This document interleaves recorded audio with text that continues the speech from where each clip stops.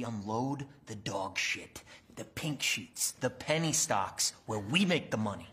50% commission, baby. Now, the key to making money in a situation like this is to position yourself now before the settlement. Because by the time you read about it in the Wall Street Journal, it's already too late. And you wait. You wait. Assalamualaikum warahmatullahi wabarakatuh. Halo teman-teman. Pada video kali ini, kami dari kelompok 1 akan memaparkan materi mengenai akuntansi dan informasi bisnis. Mata kuliah pengantar bisnis dengan dosen pengampu yaitu Ibu Dr. Nova Mardiana SE MSI. Di sini kami beranggotakan 16 orang. Sebelum kita memasuki pemaparan materi, kami akan menjelaskan beberapa tujuan pembelajaran dari video kali ini. Langsung saja kita dengarkan pemaparan materi yang akan disampaikan oleh teman-teman kita. Apakah akuntansi itu dan siapakah yang menggunakan informasi akuntansi?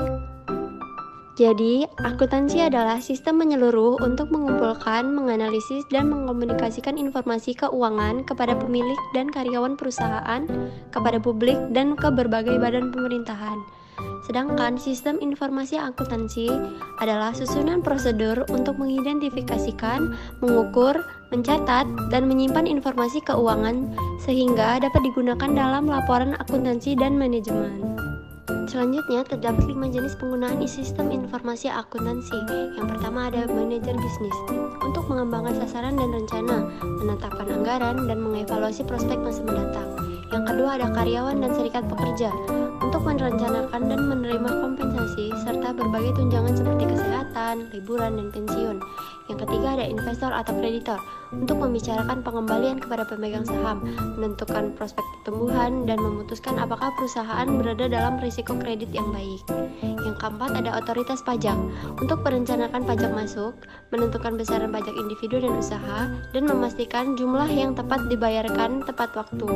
Yang kelima ada badan regulator pemerintah, haruskan perusahaan untuk menunjukkan laporan keuangannya sehingga calon investor dapat memiliki informasi valid mengenai status keuangan perusahaan tersebut. Lalu, siapakah akuntan dan apa yang mereka lakukan? Controller atau kepala pejabat akuntansi bertugas mengelola kegiatan akuntansi perusahaan. Dalam bagian ini terdapat 2 bidang utama akuntansi, yaitu akuntansi keuangan dan manajerial.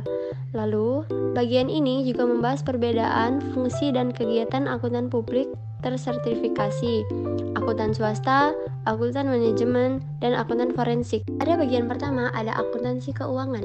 Akuntansi keuangan merupakan bidang akuntansi yang berhubungan dengan penggunaan eksternal atas informasi keuangan suatu perusahaan. Akuntansi keuangan membuat laporan seperti laporan laba rugi dan neraca yang berfokus pada kegiatan perusahaan secara keseluruhan. Akuntansi manajerial. Akuntansi manajerial merupakan bidang akuntansi yang melayani pengguna internal atas informasi keuangan suatu perusahaan. Pengguna internal ini meliputi manajer yang memerlukan informasi untuk membuat keputusan, departemen memantau proyek, dan merencanakan kegiatan di masa mendatang. Karyawan juga membutuhkan informasi akuntansi dan ahli teknik yang membutuhkan informasi untuk mengetahui biaya-biaya tertentu. Akuntansi publik terverifikasi. Akuntan publik menyediakan jasa akuntansi kepada publik dan dibedakan berdasarkan independensi mereka dari klien yang dilayani. Akuntan publik terverifikasi atau CPA merupakan akuntan yang memperoleh izin negara dan menawarkan jasanya kepada masyarakat umum. CPA menyediakan jasa audit, pajak, dan juga manajemen. Akuntan publik terverifikasi sendiri ada 3 jenis. Pertama audit, kedua jasa pajak, ketiga jasa penasihat manajemen. Akuntan publik non-sertifikasi non-CPA seringkali membuat laporan keuangan yang digunakan dalam perusahaan untuk tujuan internal dengan berdasarkan informasi yang diberikan pihak manajemen. CPA Vision Project. Program CPA Vision Project meredefinisikan perpaduan unik dan keterampilan teknologi dan pengetahuan yang disebut juga sebagai kompetensi inti akuntansi yang dibutuhkan CPA di masa mendatang. CPA Vision Project meramalkan merupakan CPA yang mampu memadukan kemampuan khusus dengan beragam orientasi agar dapat berkomunikasi secara lebih efektif dengan orang-orang di berbagai kegiatan bisnis. Akuntansi swasta dan akuntansi manajemen. Akuntan swasta adalah akuntan yang dipekerjakan oleh perusahaan untuk memperkerjakan kegiatan keuangan seharian. Tugas yang dijalankan akuntan swasta yaitu seorang auditor internal di Joko Phillips. Bisnis besar memperkerjakan akuntan khusus dalam bidang-bidang seperti pengumpulan, perencanaan keuangan, audit internal, gaji, dan pajak.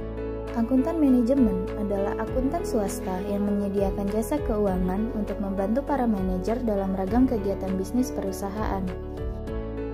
Selanjutnya, akuntansi forensik. Akuntansi forensik adalah praktik akuntansi yang memadukan keterampilan penyelidikan dengan akuntansi. Dalam akuntansi penyelidikan, aparat penegak hukum dapat meminta bantuan akuntan forensik untuk menyelidiki transaksi keuangan pada kasus dugaan kejahatan. Selain itu juga, akuntansi forensik membantu dalam menunjukkan barang bukti untuk proses peradilan dengan cara mempersiapkan dan mempertahankan barang bukti yang ada.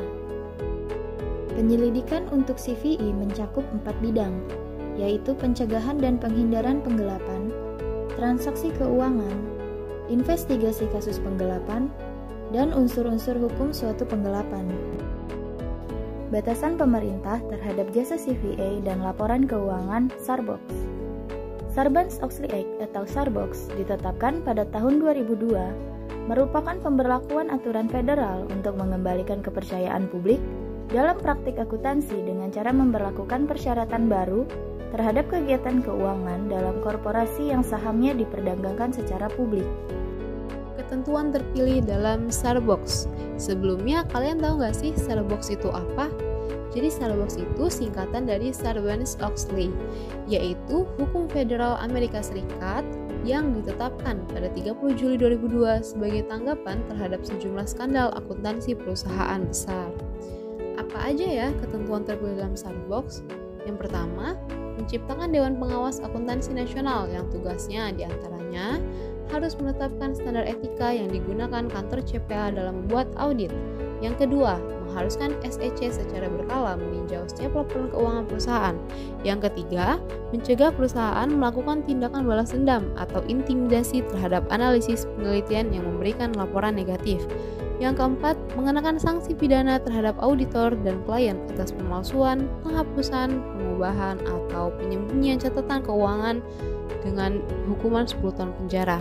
Persamaan akuntansi, aset sama dengan kewajiban ditambah ekuitas pemilik. Sumber modal dari ekuitas pemilik itu dari dua sumber. Yang pertama, jumlah yang awalnya diinvestasikan oleh pemilik. Lalu yang kedua, laba yang juga dimiliki oleh pemilik yang dihasilkan dan diinvestasikan kembali di dalam perusahaan. Standar praktik pelaporan. Akuntan mengikuti praktik dan prinsip pelaporan standar saat mempersiapkan laporan eksternal. Bahasa umum yang ditentukan oleh praktik-praktik standar dan dimuat dalam GAAP dirancang untuk memberikan kepercayaan kepada pengguna eksternal sehubungan dengan keakuratan dan makna dari informasi keuangan. GAAP mencakup beragam persoalan, misalnya, kapan waktu yang tepat untuk mengakui pendapatan dari operasi, dan bagaimana mempublikasikan informasi keuangan tersebut ke publik. Oke, yang selanjutnya adalah laporan keuangan. Nah, laporan keuangan merupakan berkas yang berisikan informasi keuangan suatu perusahaan pada periode akuntansi yang dapat digunakan untuk menggambarkan kinerja perusahaan. Nah, jadi begini teman-teman, laporan keuangan ini juga merupakan media sangat penting bagi para analisis untuk menilai kondisi perekonomian suatu perusahaan.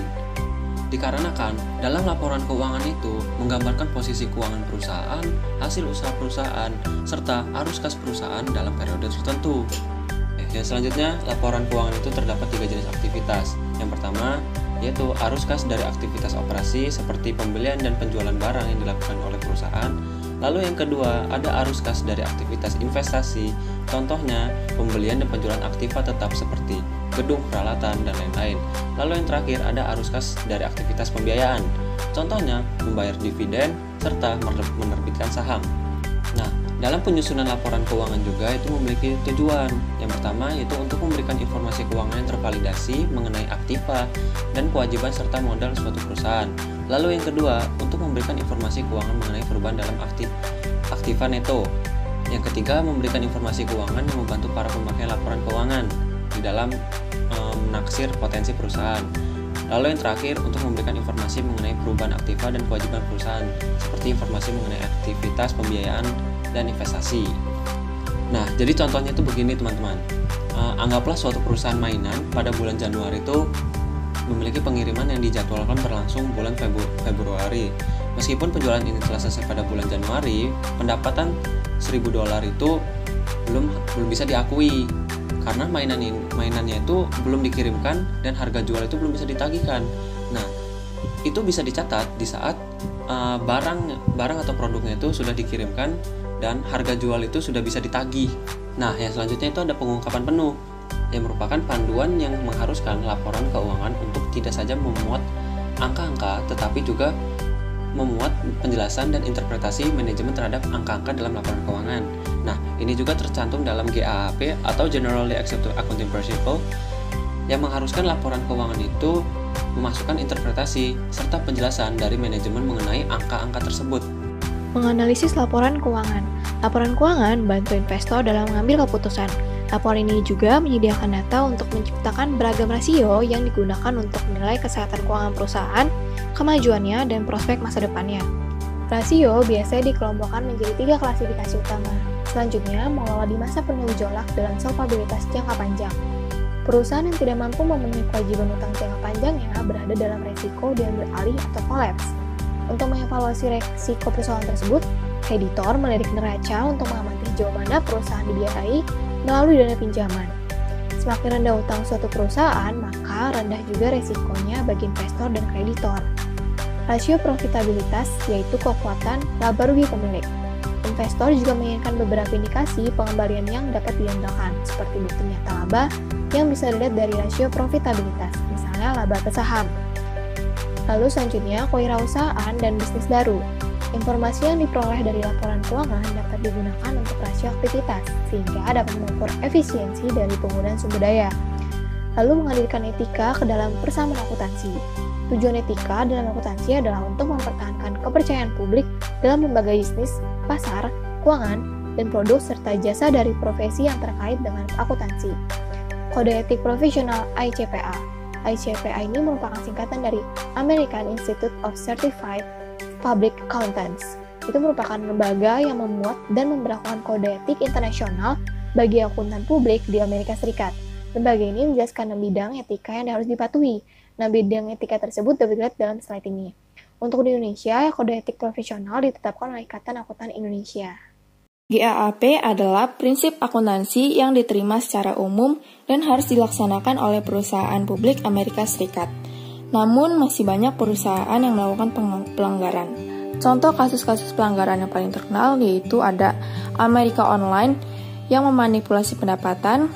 Selanjutnya ada Freddie Mac yang melakukan salah saji laba sebesar $5 miliar.